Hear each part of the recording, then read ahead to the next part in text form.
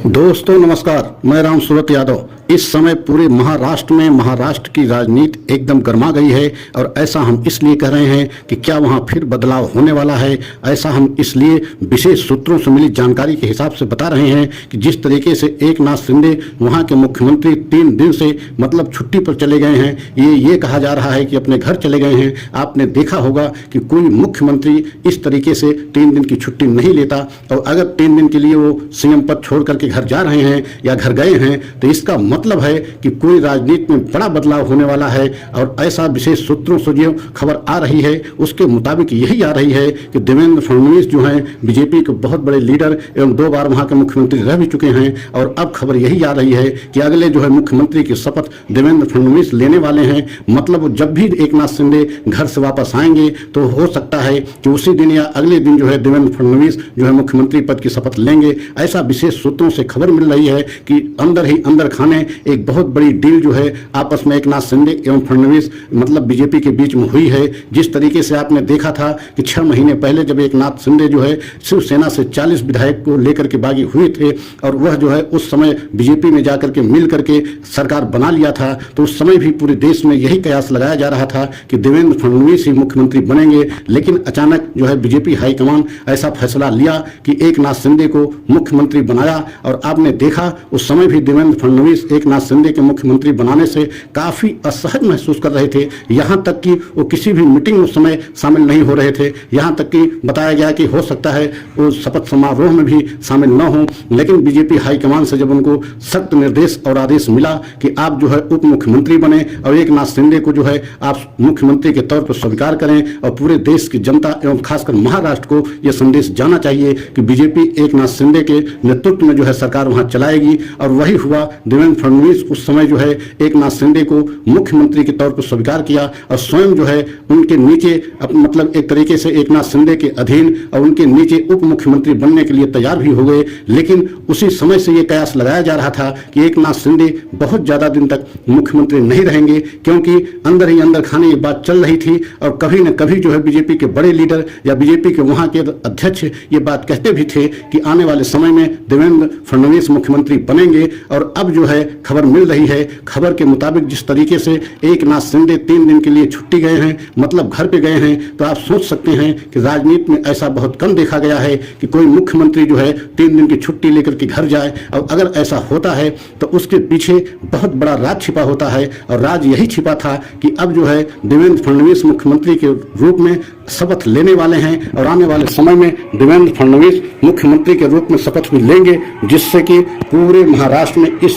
समय खासकर बीजेपी में काफी अच्छी जो है खुशी का माहौल बना हुआ है। क्योंकि वहां के खासकर बीजेपी कार्यकर्ता पहले से ये समझ रहे थे कि देवेंद्र फडणवीस ही मुख्यमंत्री हमारे होने चाहिए। लेकिन उस समय हाईकमान के मुताबिक या हाईकमान के कहने के अनुसार जो है एकनाथ शिंदे को मुख्यमंत्री बनाया गया। लेकिन अब आप समझ लीजिए जो खबर आ रही है उसके मुताबिक खबर यही आ रही है कि देवेंद्र फडणवीस ही मुख्यमंत्री हो सकता है 2 दिन या 3 दिन के अंदर, मतलब कल या परसों तक एकनाथ शिंदे घर से वापस आएंगे। मतलब 3 दिन की छुट्टी समाप्त करके जैसे घर से वापस आएंगे वैसे जो है एक बहुत बड़ा मतलब बदलाव पूरे महाराष्ट्र को देखने को मिलेगा, और देवेंद्र फडणवीस मुख्यमंत्री के तौर पर शपथ लेंगे। और यह बताया जा रहा है कि यह सारा जो है खेल पर्दे के पीछे हो भी गया है, सिर्फ केवल जो है उसको अमली जामा पहनाना बाकी है। और जिस तरीके से पूरे इस समय बीजेपी में अंदर ही अंदर खाने एक तरीके से खुशी की लहर चल रही है, और खासकर बीजेपी का हाईकमान के मुताबिक ये सारी एक तरीके से डील जो है एकनाथ शिंदे के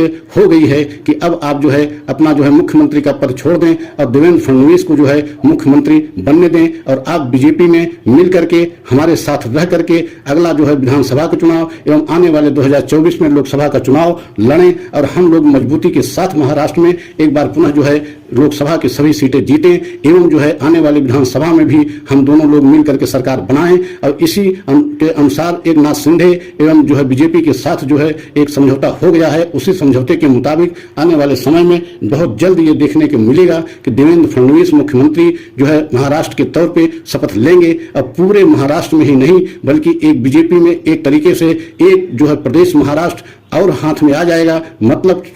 अभी भी सरकार एक तरीके से बीजेपी के गठबंधन गठबंधन की चल रही थी, लेकिन जब मुख्यमंत्री स्वयं देवेंद्र फडणवीस बन जाएंगे तो एक तरीके से माना जाएगा कि अब जो है वहां का सारा जो है हाई कमान या पूरी कमान एक तरीके से देवेंद्र फडणवीस के हाथ में आ जाएगी। और जैसा कि आप सभी देशवासी यह भी जानते हैं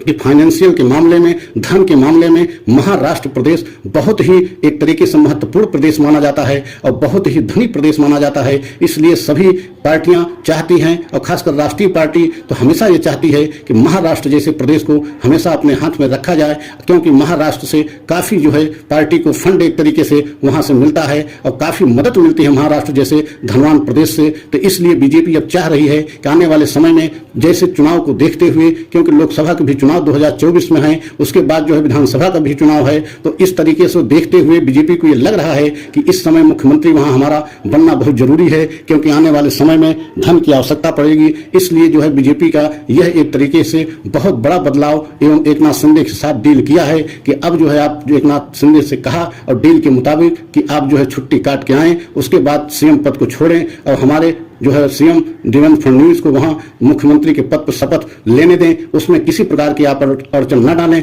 और यही डील के मुताबिक सारा जो है मामला हुआ है। आने वाले समय में देखने को भी मिलेगा कि 2-3 दिन के अंदर जो है महाराष्ट्र में एक बड़ा बदलाव सभी देशवासी और महाराष्ट्र को देखने को मिलेगा कि वहां के मुख्यमंत्री देवेंद्र फडणवीस तीसरी बार बनेंगे और यह बीजेपी के लिए बहुत बड़ी खुशी होगी। और अगर सभी देशवासियों को हमारा सच अच्छा लगा हो तो लाइक सब्सक्राइब करें, कमेंट के द्वारा अपनी राय अवश्य दें, अगले सच की प्रतीक्षा करें। जय हिंद, जय भारत।